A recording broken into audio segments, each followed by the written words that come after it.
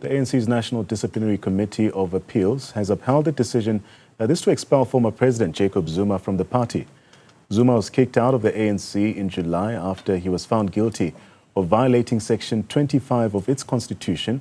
He done this by supporting another organization while still a member of the ANC. Zuma broke ranks and formed the Umkhonto weSizwe party back in December, saying he's no longer identifying with the ANC under the leadership of Cyril Ramaphosa. Joining me now for some analysis is Professor Mazwe Majola, who's a leadership and governance expert. Professor Majola, good to have you in studio with us. Speaking about the situation, the ANC's decision to indeed expel former President Jacob Zuma, we would agree that it has sparked a significant debate. Maybe speak to us from a leadership and governance perspective. What does this expulsion signify? Oh, yeah, it was expected, really. It was coming.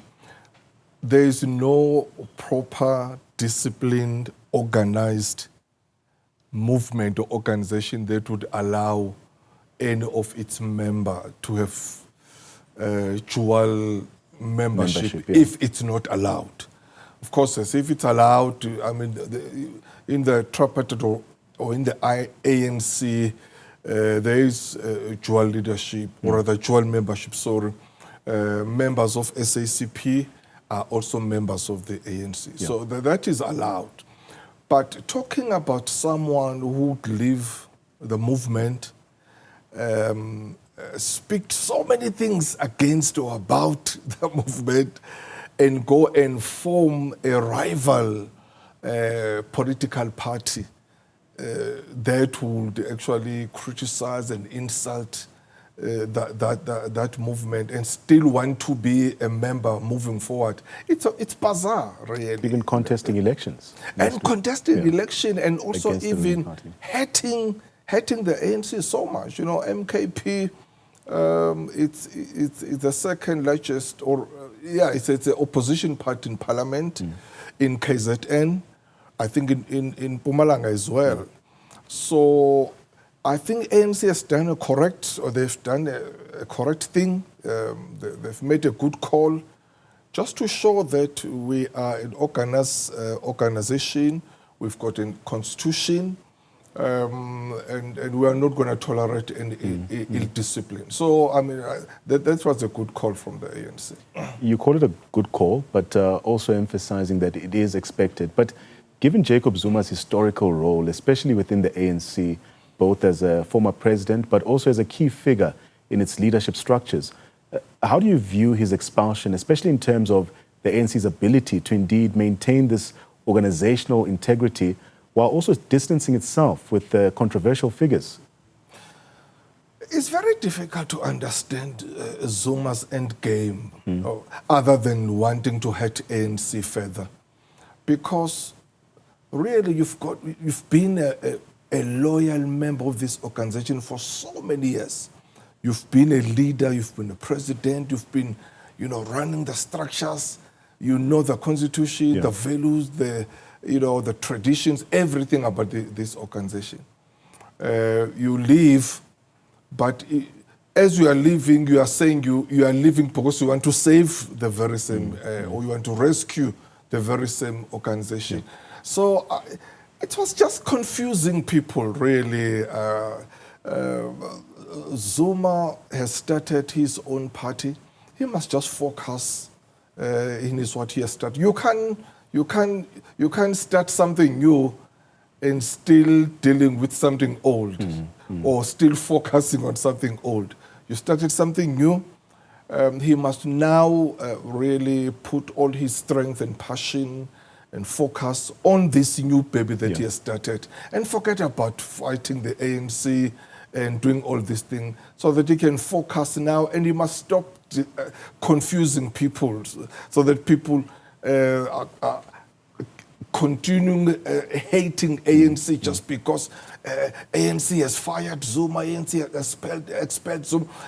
To ordinary people, it's like it's something wrong, which is not something wrong. There is no, even MKP itself as an organization will never allow that and will never tolerate people who do that. I'm so interested what are they going to do, that is MKP, what they are going to do now with that clause of dual membership, what they've got, the clause of dual membership, which really was crafted for Zuma, because other than Zuma within the MKP, there's no single member who's got a dual membership. It was him, and you can see that when that clause was included there in the constitution, it was for Zuma. I hope they will just delete it now or change it and continue with the organization. and they've done well, really. They must not just confuse themselves. The local elections government is around the corner. They must just focus there now. Leave ANC alone and then let ANC build itself or rebuild itself as they're going to the election. Professor Majola, Zuma's formation of the MK party, it was framed as, like you said, an effort to save the ANC from its leadership.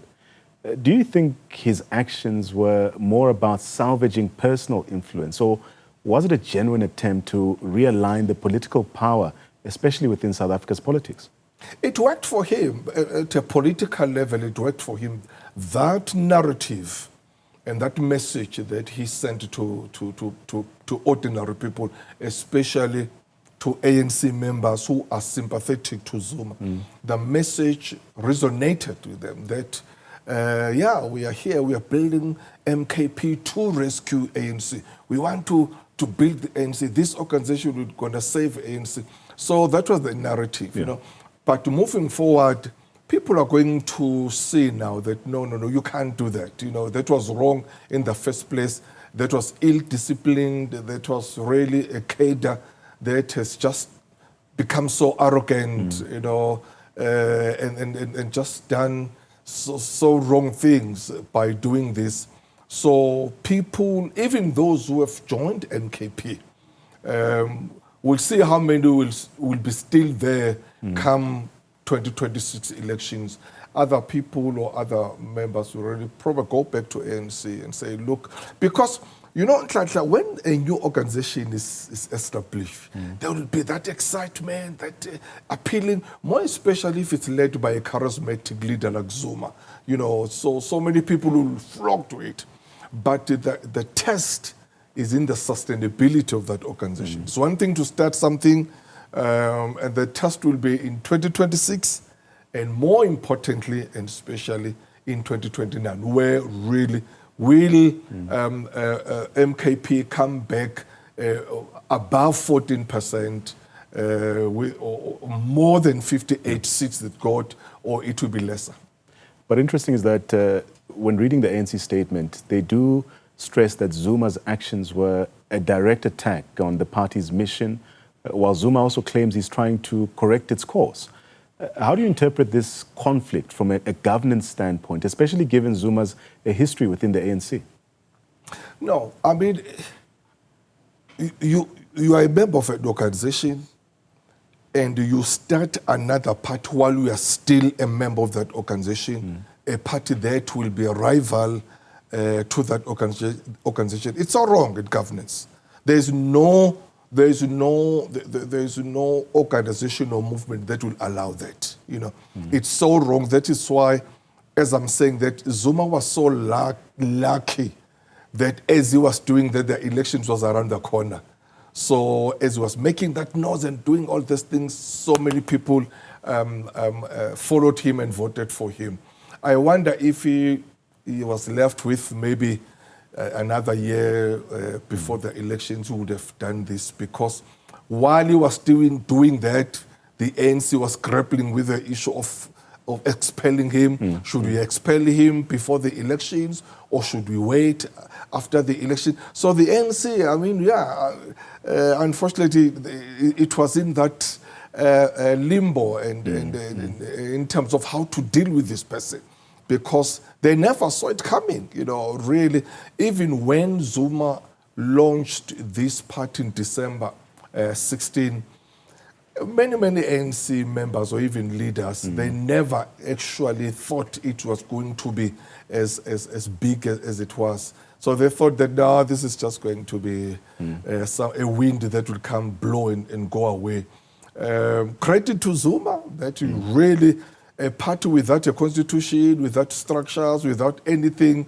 It went to elections and then it performed the way it did. It was just about a person. It was about him that he made all these things. Now he has formulated the structure. He's got the leaders. He's got the constitution. Now we'll see if they are able to sustain what he has started.